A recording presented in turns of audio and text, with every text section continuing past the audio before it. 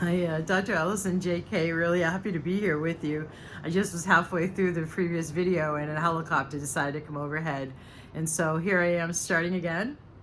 I'm glad you're here. Thanks for being here. Please feel free to share, like, subscribe, do the stuff that you know to do.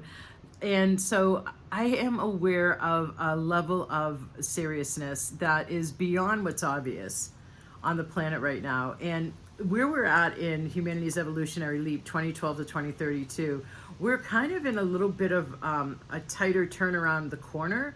You know, like when you're on those windy mountain roads and the speed limit reduces because, or the windy flat roads and the speed limit reduces because you have to go around a tight corner. It's kind of like that right now as we've come out of the whole cleansing, purging era for the most part, even though we're still seeing purging and cleansing overall collectively. Where we're at right now is we've made it around the bend, building towards the new golden era, 22 to 2032, 2012 to 2032 being humanity's greatest evolutionary leap ever, our humanity's spiritual awakening. Another name for this time that we're living in, and so lucky to be in a body to be here for. So we're turning around the bend for the new era, which is really where we're meant to be more recognizing our co-creative capacities. And many of you are likely seeing, even since January, an increase in your thoughts creating reality. And so clearly you therefore want to have more self-mastery. It's very much part of why I've been focusing in the last 2 weeks with the videos I have been on your projections that you're projecting out and having more self-mastery over that. So, and over the expectations that you have based on the storylines and conclusions and all the unconscious and subconscious beliefs you have that you do not hear in your self-talk, but that you do see showing up with the choices that you make and the choices that you avoid or the choices that you debate away until you no longer have a choice. So being able to work with your expectations that you're projecting out onto the matrix outside of you, or the Tao, or the greater field, the non-localized consciousness, whereas you are a localized consciousness. Thank you for bearing with me here. I've been speaking a lot, and yeah. So one of the things that I became aware of, without going into the story of how, is beyond the obvious of how serious it is on planet Earth right now. The ability to give yourself permission to feel like you have the permission, and it seems like it's still being deferred to some invisible outside authority force as well, to choose more of what lights you up. Like, let's say that you're used to being at home, and you know you want to go out and socialize more, and the step of coming up out of your habituated routine of maybe watching Netflix and instead going out where there's other live people, to get you out of the house, you're dealing with like all of this resistance, or it's like you're moving through an invisible fog. To choose to get onto that dating app, for example, instead of not dating, to choose to go out to play in the park instead of being on your computer in your daily life rhythms that is habituated to certain choices, to choose more dancing, to choose more love, to choose to get a new puppy, any choice, to choose to start that side gig into a full-time business and drop the full-time gig you've been doing. Small, medium, large, extra small, extra large choices that light you up, not that will lighten you up, but that light you up to make. Here's a little anecdote. I just was on a summit giving an interview, and it was a question and answer time with the people there.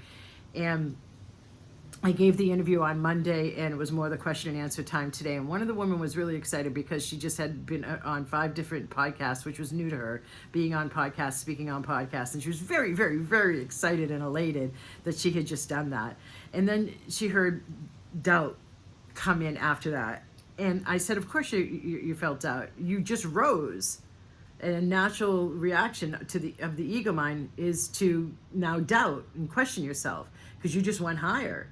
So without going into that explanation of why that's the case, the way that she was so lit up, and I know that when I have seen in the work with clients, them getting to that point of where they've shifted out of a limiting pattern, and now they're making new choices and they've freed themselves up more. I equated that to an orgasm because it's just incredible, that elation that happens. Now, and when you make choices that light you up, it does light up more oxytocin. It does light up more of the serotonin. And as does, here's a quick tip, complimenting someone genuinely releases oxytocin in you as well as the person receiving the genuine compliment. 1 time a day, just try that. So I'm offering an equinox event on Friday. There will be a recording if you see this after Friday, March 20th, for enabling you to make more choices that light you up.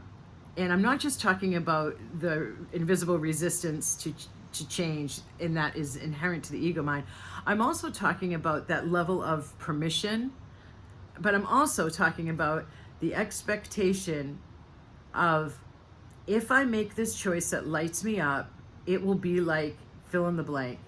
Because another aspect of the ego mind that really stops people from choosing more of what will light them up and making new choices that are different, that will lead to different outcomes and lead to a higher, lighter experience in life, is that ego mind predictive component.